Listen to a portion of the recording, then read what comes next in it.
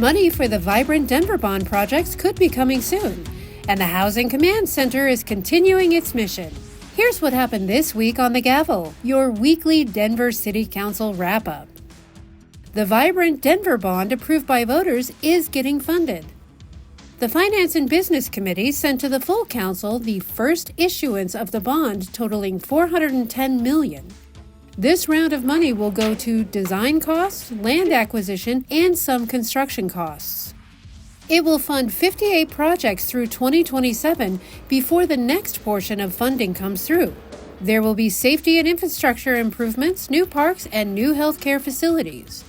All of the projects are finalized. Head over to denvergov.org/vibrantbond for the full list of citywide improvements coming your way.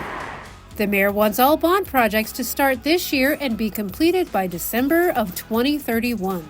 We needed to really focus on a program first mentality. A big part of that is that we needed to have dedicated bond team members that were funded out of the bond. We could make sure we did not have competing interests. We needed to create a centralized accountability for the bond itself. We need to empower our team. We needed to break down the silos, and we need to resource to move quickly. 6 years is not a lot of time.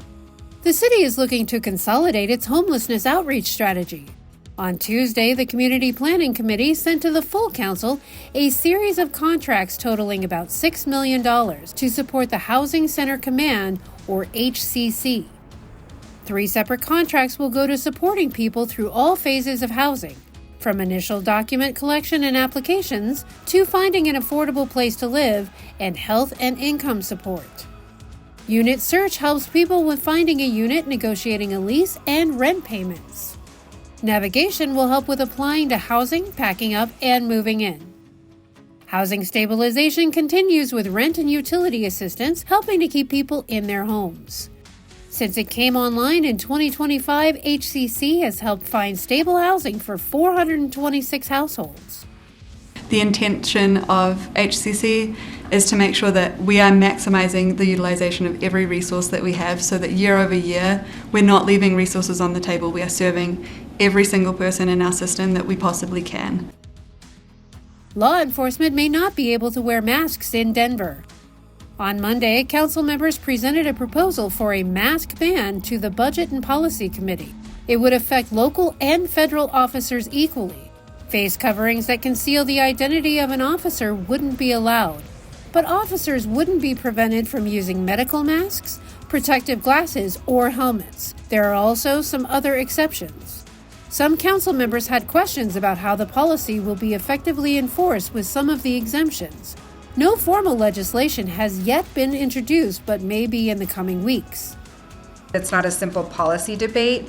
It's a moral and constitutional question about how government power is exercised in the public and what we owe both the people that we serve and the public servants asked to carry out these policies.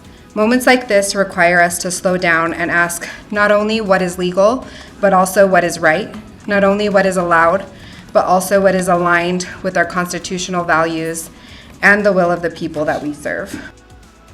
You can find links to City Council meetings, schedules, agendas, events, and news at denvergov.org/citycouncil. Denver City Council meets every Monday at 3:30 at the City and County Building Council Chambers, or tune in live on Denver 8 or Zoom.